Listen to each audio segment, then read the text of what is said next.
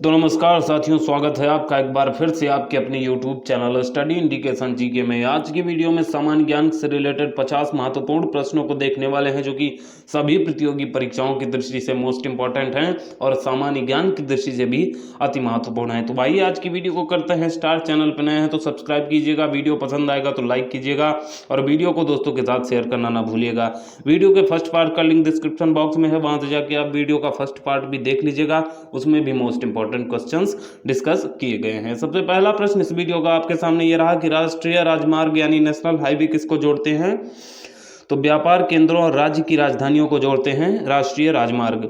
कौन सा शहर अंगूरों की पैदावार के लिए प्रसिद्ध है? तो महाराष्ट्र का नासिक शहर अंगूरों की पैदावार के लिए प्रसिद्ध है। कोयना बांध कहाँ स्थित है? कोयना बांध स्थित है महाराष्ट्र में। कोयना बांध स्थित है महाराष्ट्र में। और खरीफ की फसल कब काटी जाती है? तो नवंबर के प्रारंभ में खरीफ की फसल जो है उसकी कटाई शुरू हो जाती है। हिमानी यानी ग्लेशियर बर्फ का एक विशाल पिंड है जो हिमालय पर्वत के श्रेणी के शीर्ष स्थलों पर छाया रहता है। क्या होता है? हिमानी किसे कहा जाता है? जो हिमालय पर्वत की श्रेणी के जो शीर्ष यानी ऊंचाई वाले स्थानों पर जो बर्फ का एक लेयर बिछी रहती है उन्हें हिमानी यानी ग्लेशियर कहा जाता है। उसके बाद अगला प्रश्न आता है, कौन सी कायांतरित सेल है?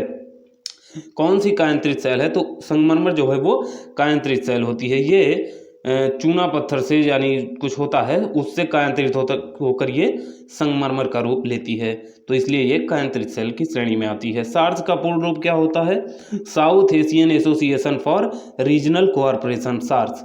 भारत आने वाले सागरीय मार्ग की खोज किसने की थी? वास्को डी गामा ने। भारत आने वाले सागरीय मार्ग की खोज वास्को डी गामा ने की थी। अगला प्रश्न आता है, स्वेज नहर के खुलने से किन दो महाद्वीपों के बीच का मार्ग छोटा हो गया? तो यूरोप से एशिया और पूर्वी अफ्रीका का जो मार्ग है वो स्वेज नहर के ओपन होने से छोटा हो गया। प्रथम विश्व युद्ध कब लड़ा गया था? तो 1914 से 1918 ईस्वी में प्रथम विश्व युद्ध जो है वो लड़ा गया था। किसके शासनकाल के दौरान मराठा सत्ता सर्वोच्च शिखर पर थी? बालाजी बाजीराव। बालाजी बाजीराव के शासनकाल के दौरान मराठा सत्ता जो है वो सर्वोच्च शिखर पर थी और पूर्ण सत्ता पर थी। मराठा राज्यों में क्या होता था कि वहाँ के जो रक्षक होते थे वो पेशवा होते थे, ब्राह्मण पेशवा जो होते थे और राज्य की रक्षा करते थे, बिल्कुल वहाँ पे अपनी जान की बाजी भी वो लगा देते थे। सत्य शोधक समाज की स्थापना किसने की थी? महात्मा ज्योतिबा फुले ने। सत्य शोधक समाज की स्थापना महात्मा ज्योतिबा फुले ने की थी, इसको आपको याद रखना है। भारत के राष्ट्रगान जनगण मन के रचयिता कौन है? रविंद्रनाथ टैगोर जी। भारत के राष्ट्रगान जनगण मन के रचयिता कौन है? माननीय श्री रविंद्रनाथ टैगोर जी। भारत का महान ज्येष्ठ व्यक्ति grand old man of India के नाम से कौन प्रसिद्ध है? Dadabhai Naoroji. Grand old man of India Dadabhai Naoroji. सविनय अवज्ञा आंदोलन कब प्रारंभ किया गया? 12 मार्च 1930 से अप्रैल 6 1930 तक ये चला था। सविनय अवज्ञा आंदोलन प्रारंभ किया गया 12 मार्च 1930 ईस्वी को। उसके बाद अगला प्रश्न आता है, किस प्रधानमंत्री ने समाजवाद की विचारधारा को आगे बढ़ाया? पंडित जवाहरलाल नेहरू ऐसे प्रधानमंत्री थे जिन्होंने समाजवाद की विचारधारा को जो है वो आगे बढ़ाया। भारत के अरब सागर और बंगाल की खाड़ी से लगे समुद्र तट की लंबाई कितनी है? 6100 किलोमीटर। भारत के अरब सागर और बंगाल की खाड़ी से लगे समुद्र तट की लंबाई कितनी है? 6100 किलोमीटर। कृष्णा नदी का उद्गम स्थल किसके समीप है? महाबलेश्वरम के समीप है। कृष्णा नदी का जो उद्गम स्थल है वो महाबलेश्वरम के समीप है। पृथ्वी एक घंटे में कितने देशांतर घूम लेती है? 15 डिग्री देशांतर। पृथ्वी एक घंटे में 15 डिग्री देशांतर घूम लेती है। चंद्र ग्रहण होता है तब पृथ्वी सूर्य और चंद्रमा के बीच आ जाता है। चंद्र ग्रहण होता है जब पृथ्वी जो है वो सूर्य और चंद्रमा के बीच में आ जाती है। उसके बाद आता है, ब्रिटिश शासन द्वारा किन स्थानों के बीच प्रथम रेलवे लाइन शुरू की गई थी? ब्रिटिश शासन द्वारा मुंबई से ठाणे के बीच प्रथम रेलवे लाइन यानी पहली रेलगाड़ी मुंबई से ठाणे के बीच जो है वो चलाई गई थी और वो ब्रिटिश शासन द्वारा चलाई गई थी। भारत का राष्ट्रीय पशु क्या है? बाघ है। भारत का राष्ट्रीय पशु बाघ।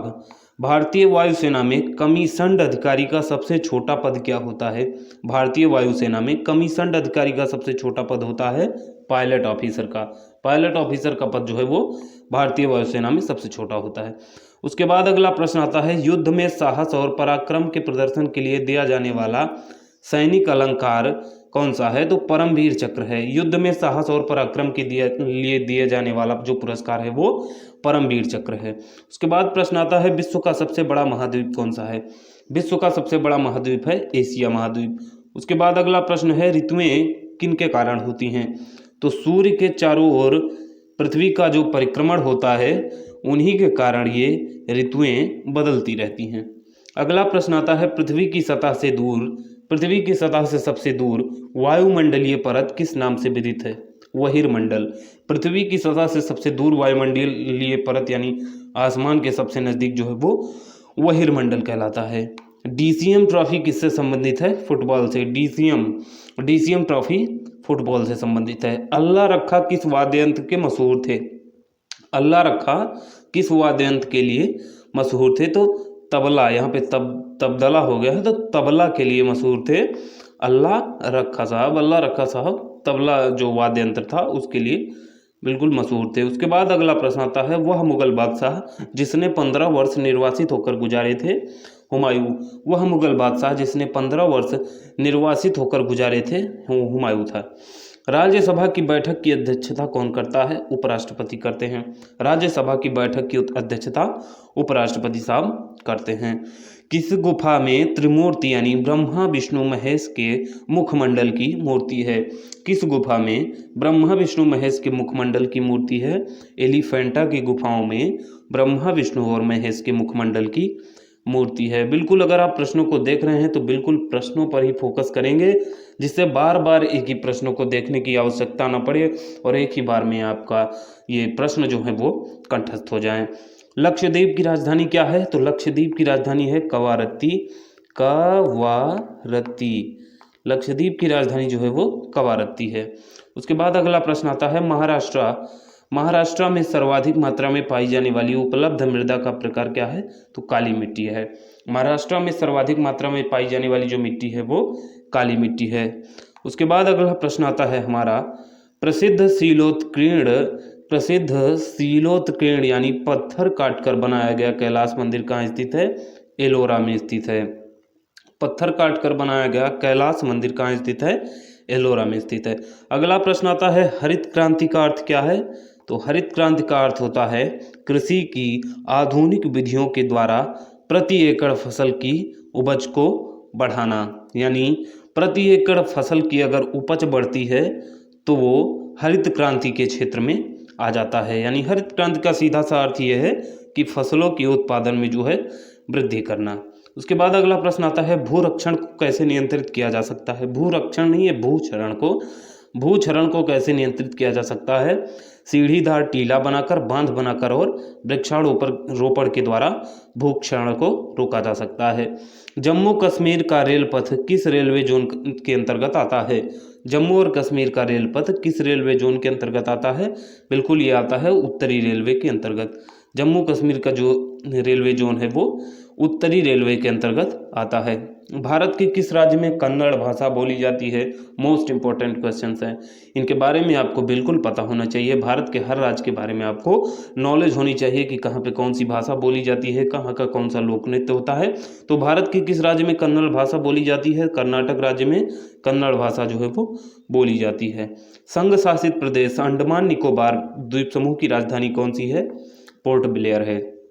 संघ शासित प्रदेश अंडमान और निकोबार द्वीप समूह की राजधानी पोर्ट ब्लेयर। विख्यात महाकाव्य महाभारत के रचयिता कौन हैं? वेद व्यास जी। विख्यात महाकाव्य महाभारत के रचयिता वेद व्यास जी हैं। गीतांजलि के कवि कौन हैं?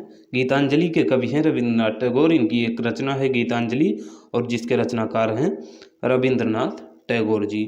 अगला प्रश्न आता है किन दो स्थानों के बीच हिमसागर एक्सप्रेस चलती है? जम्मू से कन्याकुमारी के बीच चलती है हिमसागर एक्सप्रेस। जम्मू से कन्याकुमारी के बीच चलती है हिमसागर एक्सप्रेस। उसके बाद अगला प्रश्न आता है जनरल किस सेना का एक अधिकारी पद है? थल सेना का।